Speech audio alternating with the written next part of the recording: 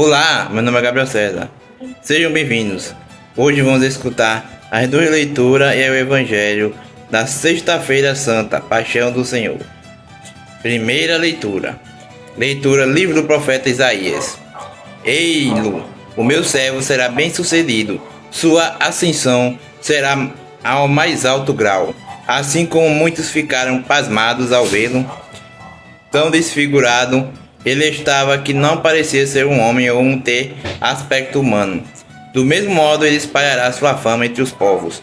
Diante dele, os reis se manterão em silêncio, vendo algo que nunca lhe foi narrado e conhecendo coisas que jamais ouviram. Quem de nós deu crédito aos que ouvimos? E a quem foi dado reconhecer a força do Senhor? Diante do Senhor, ele cresceu como um renovo de planta ou como raiz em terra seca. Não tinha beleza nem atrativo para os olharmos. Não tinha aparência que nos agradasse. Era desprezado como os últimos dos mortais. Homem coberto de dores, cheio de sofrimento. Passando por ele, tapavam os rostos. Tão desprezível era, não fazíamos caso dele. A verdade é que ele tomava sobre si nossas enfermidades e sofria ele mesmo nossas dores, e nós pensávamos fosse um chagado, golpeado por Deus e humilhado. Mas ele foi ferido por causa de nossos pecados, esmagado por causa de nossos crimes. A punição a ele imposta era o preço de nossa paz, e suas feridas o preço de nossa cura.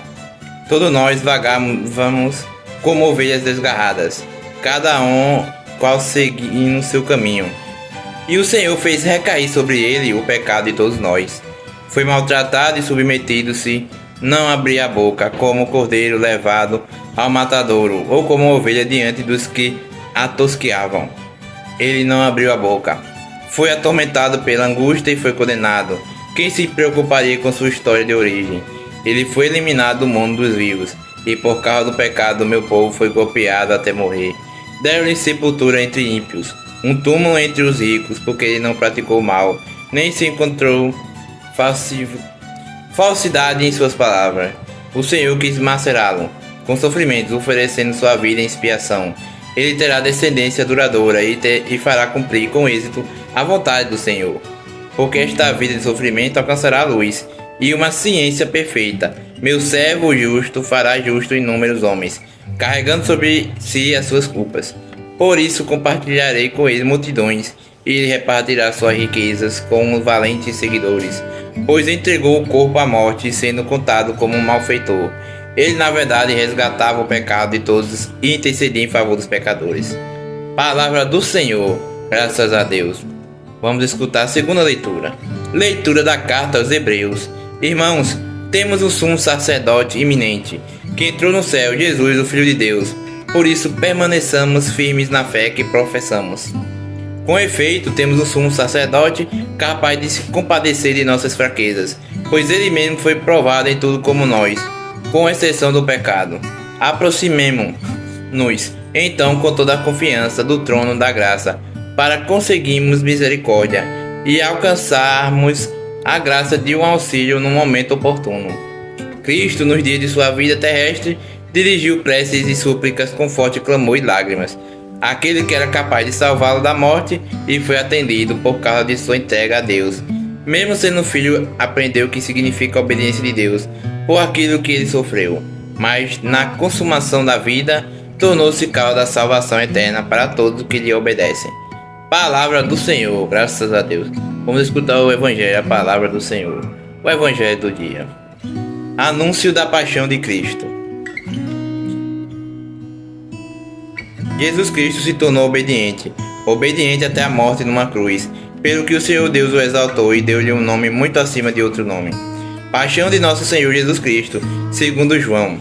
Naquele tempo, Jesus saiu com os discípulos para o outro lado da torrente do Cedron. Havia aí um jardim onde ele entrou com os discípulos. Também Judas, o traidor, conhecia o lugar porque Jesus costumava reunir-se aí com seus discípulos. Judas levou consigo o destacamento de soldados e alguns guardas dos sumos sacerdotes e fariseus, e chegou ali com lanterna, tochas e armas.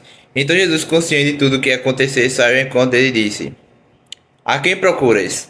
Responderam: A Jesus o Nazareno. Ele disse: Sou eu. Judas, o traidor, estava com eles. Quando Jesus disse, sou eu, eles recuaram e caíram por terra. De novo lhe perguntaram, a quem procuras? Eles responderam, a Jesus o Nazareno. Jesus respondeu, já vos disse que sou eu? Se é a mim que procuras, então deixe que estes se retirem. Assim se realizava a palavra de Jesus, tinha dito, não perdi nenhum daqueles que me confiaste. Simão Pedro, que trazia uma espada consigo, puxou dela e feriu o servo do sumo sacerdote, cortando-lhe a orelha direita. O nome do servo era Malco. Então Jesus disse a Pedro, guarda a tua espada na banha. Não vou beber o cálice que o Pai me deu.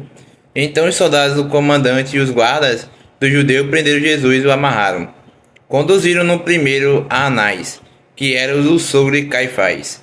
O sumo sacerdote naquele ano foi Caifás, que deu aos judeus o conselho. É impreferível que um só morra pelo povo. Simão Pedro e outros discípulos seguiam Jesus. Este discípulo é conhecido do sumo sacerdote e entrou com Jesus no pátio do sumo sacerdote. Pedro ficou fora, perto da porta. Então os outros discípulos, que era conhecido do sumo sacerdote, saiu, conversou com o encarregado da porta e levou Pedro para dentro. A criada que guardava a porta disse a Pedro, não pertences também tu aos discípulos desse homem? Ele respondeu, não. Os empregados e os guardas fizeram uma fogueira e estavam se aquecendo, pois fazia frio. Pedro ficou com eles, aquecendo-se. Entretanto, o sumo sacerdote interrogou Jesus a respeito de seus discípulos e de seu ensinamento. Jesus lhe respondeu, eu farei as claras ao mundo, ensinei sempre na sinagoga e no templo, onde todos os judeus se reúnem. Nada falei às escondidas, porque me interrogas, pergunta aos que ouviram o que falei, eles sabem o que eu disse. Quando Jesus falou isso, um dos guardas que ali estava lhe deu uma bofetada, dizendo, é assim que responde ao sumo sacerdote? Respondeu Jesus, se respondi mal, mostre em que, mas se falei bem, por que me bates? Então Anás enviou Jesus amarrado para Caifás, o sumo sacerdote. Simão Pedro continuava lá em pé, aquecendo-se e disse, não és tu também o discípulo dele? Pedro negou, não. Então um dos empregados de sumo sacerdote, parente daquele a quem Pedro tinha cortado a orelha, disse, será que não te vi no jardim com ele? Novamente Pedro negou, na mesma hora o galo cantou. De Caifás levantou Jesus ao palácio do governador. Era de manhã cedo, eles mesmos não entraram no palácio, para não ficarem puros e poderem comer a Páscoa. Então Pilatos saiu ao encontro deles e disse, que acusação apresentar contra este homem? Eles responderam, se não fosse malfeitor, não o teríamos entregue a ti. Pilatos disse, tomai-o, vos mesmos julgai de acordo com a vossa lei. Os judeus lhe responderam, nós não podemos condenar ninguém à morte. Assim se realizava o que Jesus tinha dito. Significa de que a morte havia de morrer. Então Pilatos entrou de novo no palácio, chamou Jesus e perguntou-lhe, tu és o rei dos judeus? Jesus respondeu, estás dizendo isso por ti mesmo ou os outros te disseram isto de mim?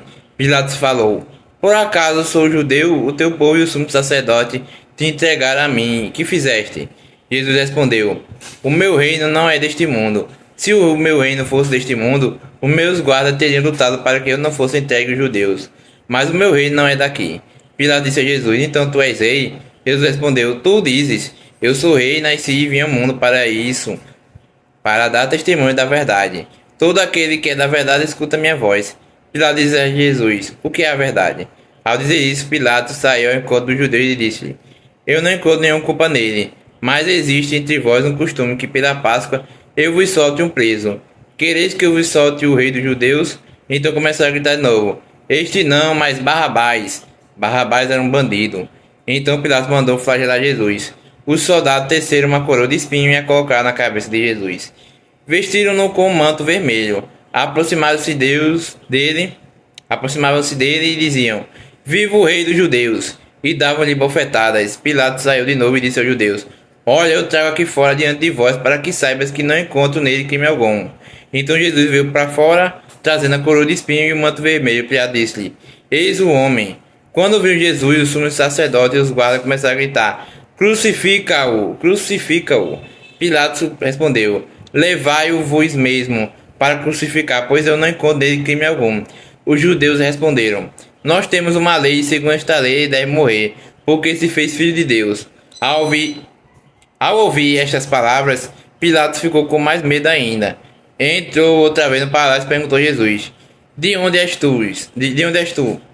Jesus ficou calado, então Pilatos disse, não me respondes? Não sabes que tenho autoridade para te soltar e autoridade para te crucificar? Jesus respondeu: Tu não terias autoridade alguma sobre mim, se ela não te fosse dada do alto. Quem me entregou a ti, portanto, tem culpa maior. Por causa disso, Pilatos procurava soltar Jesus, mas os judeus gritavam: Se soltas este homem, não é amigo de César. Todo aquele que se faz rei declara-se contra César. Ouvindo essas palavras, Pilatos levou Jesus para fora, sentou-se no tribunal num lugar chamado Pavimento, em hebraico Gábata.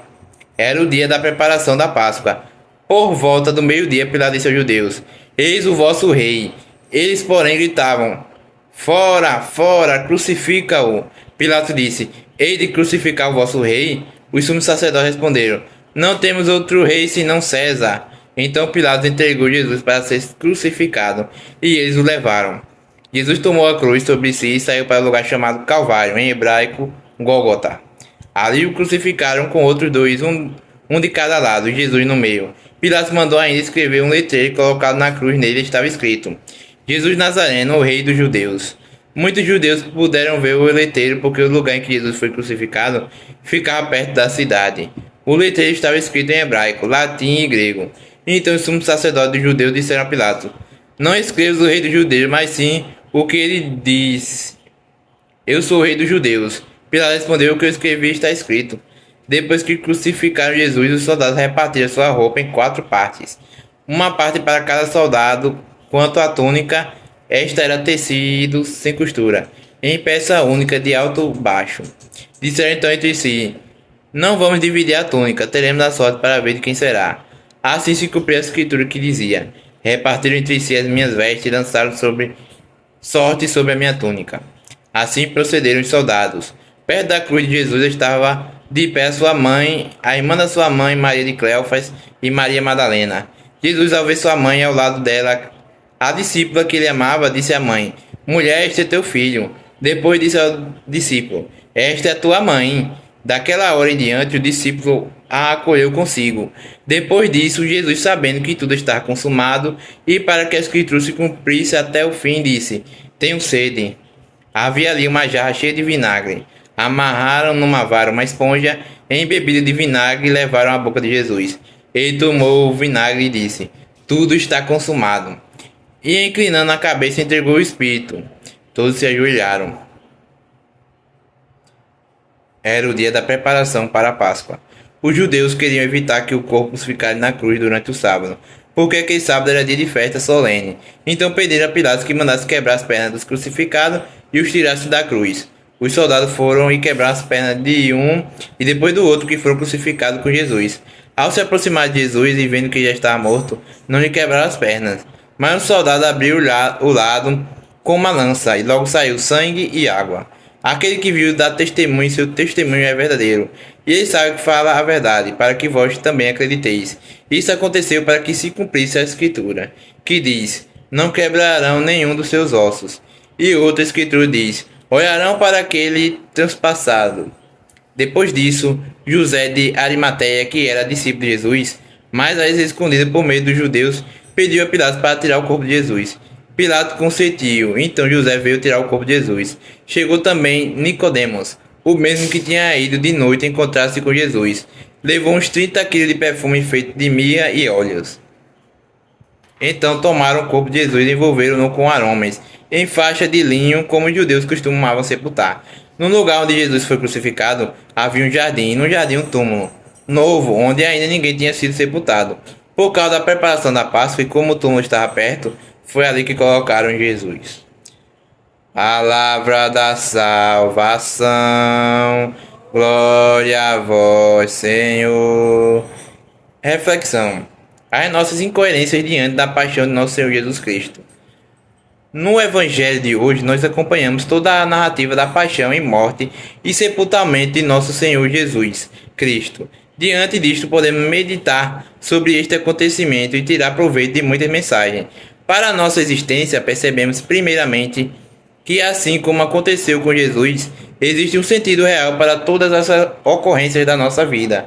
Jesus Cristo não foi preso nem foi capturado, pelo contrário, ele próprio se entregou aos homens para que se cumprisse tudo o que já estava escrito, no intuito de que a vontade do Pai se realizasse. Assim, quando Jesus se entregou aos homens, na verdade, Ele estava se oferecendo ao Pai pela humanidade. Na narrativa, percebemos que Jesus estava consciente de tudo que iria lhe acontecer e por isso ele próprio interpelou os guardas dizendo: "A quem procuras?" E depois de saber que eles buscavam a Jesus do Nazareno, ele respondeu: "Sou eu." Nós também precisamos estar atentos para as coisas que acontecem na nossa vida, a fim de perceber qual é a vontade do Pai para nós, principalmente nas situações em que temos de enfrentar os desafios.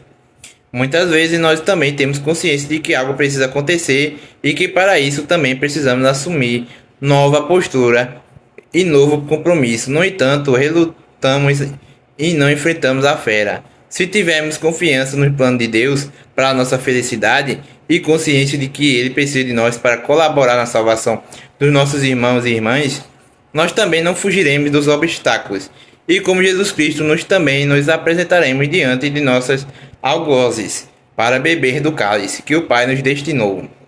Com a continuação da história, verificaremos que todas as coisas aconteceram coerentemente com o que já estava sido profetizado, conforme as Escrituras. A Bíblia é o livro dos homens santos e pecadores e nela nós nos identificamos quando agimos bem ou agimos mal. O mesmo Pedro que cortou a orelha do servo do sumo sacerdote para defender Jesus foi o que depois negou-o por 3 vezes. O que o conhece, a atitude de Pilatos revela nossa omissão diante das coisas erradas que presenciamos e lavamos as mãos, porque achamos que não compete a nós e não temos nada a ver com isto. Diante de Pilatos, Jesus não se justificou, nem tampouco se acovardou, mas somente esclareceu: o meu reino não é deste mundo. Aprendendo com o Mestre, nós também podemos assumir os compromissos e atitudes coerentes com o nosso desígnio, para não nos desviar do nosso ideal da vida. Realmente, o nosso reino não é deste mundo, e as dificuldades que enfrentamos nesta vida temporal são apenas pontes que nos levam a atravessar o vale para chegar ao reino definitivo. Somos hoje Pedro, Pilatos, Judas e Malco. Na nossa geração, somos como Anás, Caifás e até como os guardas e encarregada que guardava a porta do lugar onde Jesus estava. Todos nós temos os nossos pontos. A diferença, porém, podemos estar no modo como enfrentamos os desafios da nossa missão, com os olhos voltados para o alto, para beber o cálice que nos é apresentado, olhando somente para a terra, tentando nos livrar dos desafios e vivendo como qualquer um dos mortais, só para esta vida. Faça hoje a sua leitura com bastante atenção e perceba os pontos que para onde devemos ser mais importantes e que servem de exemplo à mensagem para a sua vida atualmente. Obrigado a todos que escutaram o Evangelho. Se inscreva no canal, deixe o like. Muito obrigado. Compartilhem. Que Deus abençoe a todos. Amém.